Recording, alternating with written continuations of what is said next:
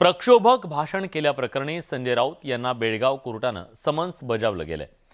30 मार्च 2018 रोजी संजय राऊत यांनी बेळगावात प्रक्षोभक भाषण केल्याप्रकरणी त्यांना हे समन्स बजावण्यात आले। कोर्टानं त्यांना 1 डिसेंबरला बेळगाव न्यायालयात हजर राहण्याचे आदेश दिलेत। त्यामुळे संजय राऊत बेळगाव न्यायालयात उपस्थित राहणार का हे पाहावं लागेल। संजय राऊत सुनावणीला हजर न राहिल्यास त्यांच्यावर अटकेची टांगती तलवार असणार आहे।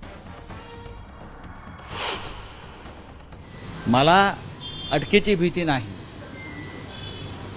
मग ते कर्नाटकचं सरकार असेल किंवा अन्य कुठला असेल, महाराष्ट्रासाठी जर मला अटक करणार असतील तर मी नक्कीच बेळगावात जाईन आणि मी असा जाणार, मी लपून छपून जाणार नाही। आम्ही शिवसेने आम्ही कोल्हापूरच्या रस्त्याने जाऊ, हजारो शिवसैनिक, आणि बेळगावच्या न्यायालयात स्वतःला अटक करून घेऊ।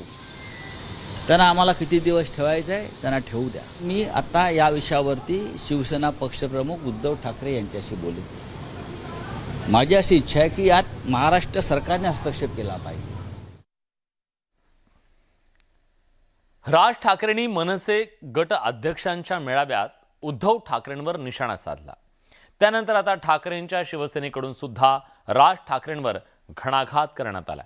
राजकारण म्हणजे मिमिक्री नाही असं म्हणत खासदार संजय राऊतांनी राज ठाकरेंना प्रत्युत्तर दिलंय। त्यामुळे ठाकरे सेना आणि मनसे यांच्यात आता झुंपण्याची शक्यता आहे।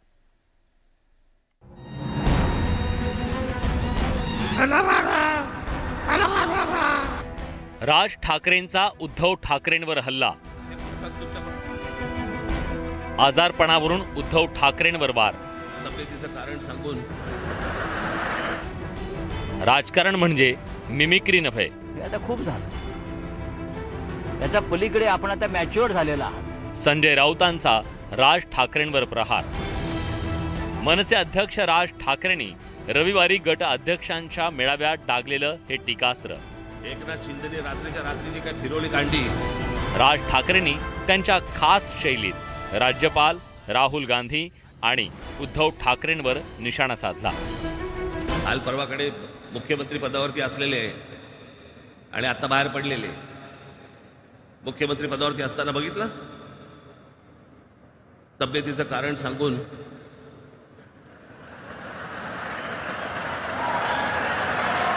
एकनाथ शिंदेने रात्रीच्या रात्री जी काय फिरवली कांडी, आता फिरतायत सगळीकडे। यांच्यासारखा वागणारातला मी नव्हे।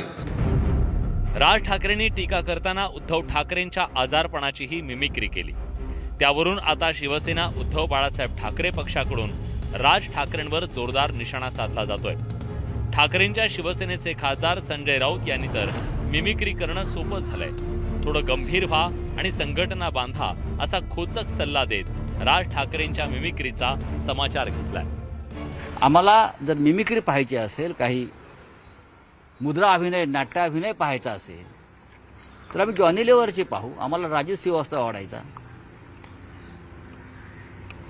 इतर अनेक आहेत। आम्ही खरं मिमिक्री बघू। हे आवाज काढणं, अमुक करणं, तमुक करणं, हे आता खूप झालं। याच्या पलीकडे आपण आता मॅच्युअर झालेला आहात। थोडं पलीकडे पहा, महाराष्ट्र पहा पूर्ण। ठीक आहे, मला त्याच्यावर काय बोलायचं नाही।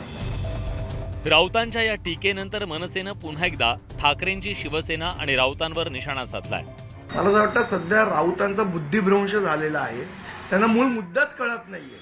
एक 100 दिवस राहिल्यामुळे कदाचित त्यांच्या बुद्धीला गंज चढला असेल, तर एकदा त्यांनी बुद्धी तासून घ्यावी। संजय राऊतांनी स्वतःचा मेंदू पण तासून घ्यावा, म्हणजे थोडा लागलेला गंज जो आहे बुद्धीचा तो निघून जाईल त्यांच्या। तब्बल 6 महिन्यानंतर राज ठाकरेंनी सभा घेत पक्षाच्या कार्यकर्त्यांमध्ये जोश भरण्याचा प्रयत्न केला।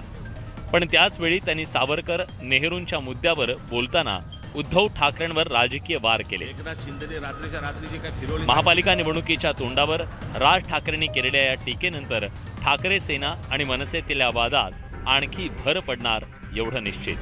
Bureau report, news 18 Lokmat. Jalgaon जिल्ह्यात एकनाथ खडसे आणि गिरीश महाजन यांच्यात जुंपली आहे। एकनाथ खडसेंनी नोटबंदीच्या काळात काय केलं, कुठे केलं, कशा नोटा बदलल्या हे सर्व मला माहीत आहे असा खळबळजनक आरोप गिरीश महाजन यांनी केला। नोटबंदीच्या काळात तुम्ही काय केलं हे सर्व मला माहिती आहे, जास्त बोलायला लावू नका असा इशारा गिरीश महाजनांनी खडसेंना दिला। दरम्यान आतापर्यंत तुम्ही का गप्प बसलात? तुम्हाला कुणी थांबवलं होतं? तुमच्यावर कुणाचा दबाव होता? काय शोधायचंय ते शोधून काढा असा पलटवार आता खडसेंनी केलाय। नोटाबंदीच्या काळामध्ये ज्या बंद झाल्या त्याला तुम्ही काय काय धंदे केले याचा बोलायला लावू नका मला। सगळं माहिती कशा इतक्या बंद झाल्या, कुठून झाल्या, काय झाल्या, काय केलं म्हणून। पण मग मला असं वाटतं की चोराची उलटा बोबा करू नका। आता निवडणुका समोर आहे, समोर या, निवडणुका जिंकून दाखवा। गिरीश भाऊची मला कीव येते, बोलणं बाबा शोधलं तू नोटाबंदीच्या काळात काय झालं काय नाही, तुला कोणी अडवलं होतं? आतापर्यंत तुझी जबान का चूप राहिली? असं काय होतं की गिरीश भाऊ आतापर्यंत बोलले नाही आणि आत्ताच बोलायला लागले? असा कुणाचा दबाव होता गिरीश भाऊवर की बोलू नये? तुला बोलायला तर बाबा तेव्हाही परवानगी होती, आत्ताही परवानगी होती, मग शोधणं काढून अन्न काढून तुला काय काढायचं आहे ते? सरकारी वकिलांनी खासदार नवनीत राणा यांच्यावर कारवाई न करण्यासाठी घेतलेली हमी वादात सापडली। सरकारी वकिलांना अशी हमी घेण्याचा अधिकार आहे का असा सवाल कोर्टाने उपस्थित केला। नवनीत राणांविरोधात कोर्टाने अजामीनपात्र वॉरंट बजावलं, या वॉरंटवर कारवाई का केली नाही असा सवाल कोर्टाने पोलिसांना विचारला। त्यावर सरकारी वकिलांनी राणांची हमी घेतल्यानं कारवाई केली नसल्यानं कोर्टाने सरकारी वकिलांच्या अधिकाराबाबत प्रश्न उपस्थित केले। पोलिसांनी त्यांचं म्हणणं दाखल केलं कोर्टासमोर, तर कोर्टाने त्यापूर्वी गव्हर्नमेंट लीडरला विचारलं की बुवा यात सेशन कोर्टात यांचं रिव्हिजन ॲप्लिकेशनमध्ये जे गव्हर्नमेंट लीडरने हे केलेलं आहे की स्टेटमेंट केलं होतं की बुवा पुढील तारखेपर्यंत यांना अरेस्ट करू नका, तर हे अधिकार आहेत का बुवा यांना असं स्टेटमेंट करायचे MM कोर्टाचे आदेश असताना सुद्धा? आणि त्यावर कोर्टाने हे म्हटलं की बुवा पुढील तारीख आता 5 तारखेला दोन्ही पार्टीनी तिथे हजर राहून सेशन कोर्टात जे रिव्हिजन ॲप्लिकेशन पेंडिंग आहे ते पूर्ण त्याच्यावर आदेश पारित होऊ द्या, त्यानंतर मी माझा पुढील निर्णय 15 तारखेला देईन।